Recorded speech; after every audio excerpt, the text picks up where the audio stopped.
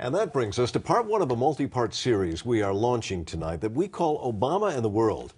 The series, a detailed look at American foreign relations, is timed to coincide with the anniversary this week of the president's inauguration. Tonight, our focus is on Iran and the stalemate over its nuclear program, the story most analysts believe will be one of the top foreign policy stories in 2010. For more about all of this, we are joined tonight by two experts, both of whom were born in Iran.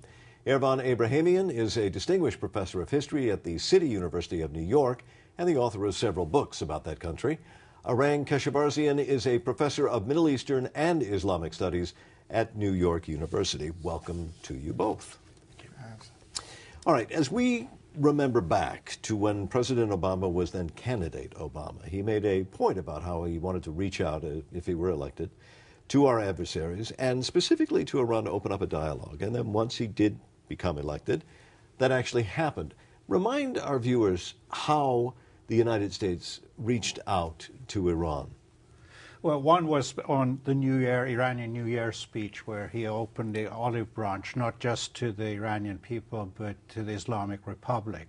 This was, in a way, legitimizing the Islamic Republic, which the previous administration had not done. But more, I think, concretely, he dropped the whole prerequisite for negotiations, which was before that Iran had to stop all enrichment. Right, and that was one of the most contentious aspects. His opponents attacked it many times on the fact that there were no preconditions, that the president said, to open this dialogue. How did that work? Well, I think it caught the Iranian establishment off guard a little bit.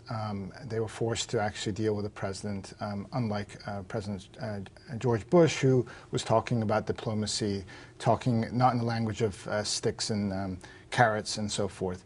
And it opened up an area of discussion amongst the Iranian elite establishment, not so much the opposition groups, about how to proceed. And they were generally open to this discussion, and this is why we ended up in Geneva, where Iranian officials and U.S. officials, along with European officials, began this conversation of how to address the nuclear issue more concretely. So we make it to Geneva, and we open a dialogue about the nuclear program, which is, of course, the primary concern for the United States. And then it seems to falter for a number of reasons. It appears that progress is made, but then when it goes back to Iran, the deal that was worked out falls apart. Was this planned on the part of the Iranian government, or was this truly just some sort of miscommunication by those who were in Geneva and said, yes, we can do this? When it gets back to Tehran, it doesn't work? Yeah, I don't think we can bury that proposal. It's still ongoing. The suggestion— You think this is still open? It's still open. Initially, Iran actually accepted the UN-US proposal, which was enrichment would be taken place in Russia and France. Then they backed away from that.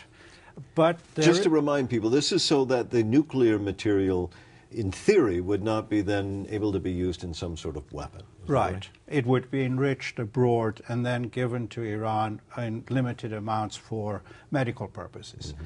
And Iran initially accepted that. Then when it went to Tehran, there was obviously, behind closed doors, division.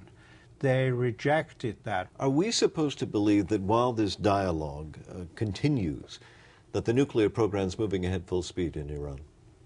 Well, the indications that we have, or at least the U.S. government information they provide, is that Iran has not progressed on the program that rapidly.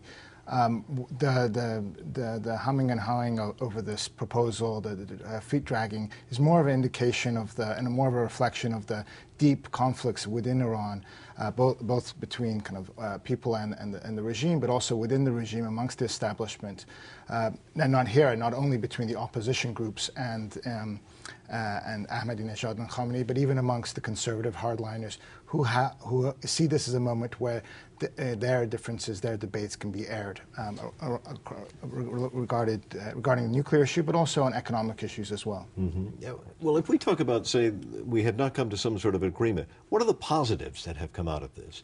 If not with Iran, with other nations, have we managed to open a dialogue and come more eye to eye? Well, I think U.S.-Russian relations have improved under Obama, and this is given him a degree of leverage vis-a-vis Iran that the Bush administration didn't enjoy. China, of course, is very hesitant and ambivalent about expanding sanctions and so forth. So the dynamics have changed, but there are real predicaments and limitations to what the U.S. can do in terms of military strikes, in terms of economic coercion they could use. So the Obama administration, the U.S. government faces real predicaments about how to engage Iran in a non-diplomatic manner. What does the U.S. government do next? How does it impose what it says will be tougher economic sanctions if it can't get China to go along? Well, I think that it has to get out of these artificial deadlines, because initially they set the deadline end of December, now they're talking end of January. I think those deadlines actually become a major obstacle. If one is trying to bring China on board and also to get Iran to come to some sort of compromise, really there has to be an open-ended negotiations. Do you think that Iran is very much worried about a possible military strike, either from Israel or the United States? I'm sure the Iranian government has contingency plans for this, is concerned about this. But at the moment, and since the summer, since the elections, there are so many other issues on their plate in terms of addressing the rather large and continuing protests in the streets, the divisions amongst the establishment, the problems of economic reform, and so on and so forth. So they're facing a lot of issues all at the same time. I would add, actually, the diehards in the administration in Tehran would probably like airstrikes. That would strengthen their position. Would you say that it's wrong for Americans to think that all Iranians are opposed to the nuclear program, or those that are opposed to the government are opposed to the program?